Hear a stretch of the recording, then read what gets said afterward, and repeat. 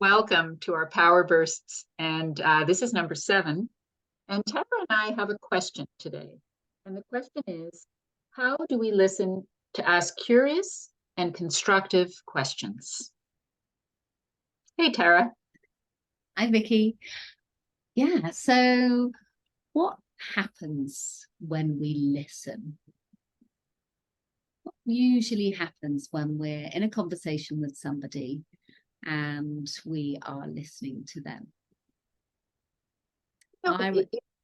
Yeah, sorry, go ahead. Go ahead. Well, I was just going to share that I remember when I was growing up, and particularly when I was a teenager, young person, and being out socially and feeling the pressure, the immense pressure of being in a conversation with somebody, being really self-conscious for all of those adolescent reasons, but also thinking, what am I going to say? That pressure to feel that I needed to say something cool, that I needed to say something intellectual, that I needed to share an experience, that this seriously impacted on my ability to listen to what the person was actually saying to me, because I was so busy trying to figure out what I needed to say that was going to sound cool and intelligent. Trying to fill the silence. Yes. Yes. And many of us are very uncomfortable with silence, with actually just sitting in the conversation and listening. It always amazes me how much we learn from people when we listen. Yeah. And the other thing that fascinates me is that sometimes people, when they speak, they will share some thoughts at first.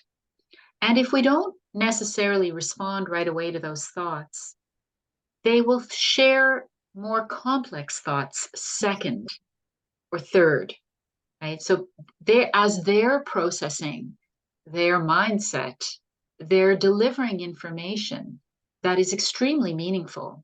And this is really important to us, as parents or caregivers or educators, to be able to learn from our young people, if we give them a chance. Yeah, absolutely. And when I kind of really learned about this way of listening, I was so relieved, that it was like that permission to really listen to that person, to empty your mind. It's almost like mindful listening, where you are just emptying your mind and listening to the detail of what that person is saying, with the intention just to be curious, to ask questions, to ask for the detail or for more detail, or just to listen and say nothing. But if you want to kind of ask questions, then to just ask how did you manage to do that? What difference did that make to you? So just being really curious and not needing to sort of feel that pressure of adding something to it or sharing an experience. I mean, Vicky, from your perspective, what difference does that make to a conversation when we listen in this way? I think that we enter into a whole new way of thinking. Okay? So we might enter into the conversation thinking that we're going to be conversing about something, or the person we're conversing with, we might already have some pre-existing ideas of who they are or what they might share. But if we walk into the conversation just actively listening, we open ourselves up to all sorts of new possibility. And I really like what you said, Tara, about we may not even need to ask a question, right? It may be that the person we're talking with just shares what they want to share, and that would be enough. Right? Yeah.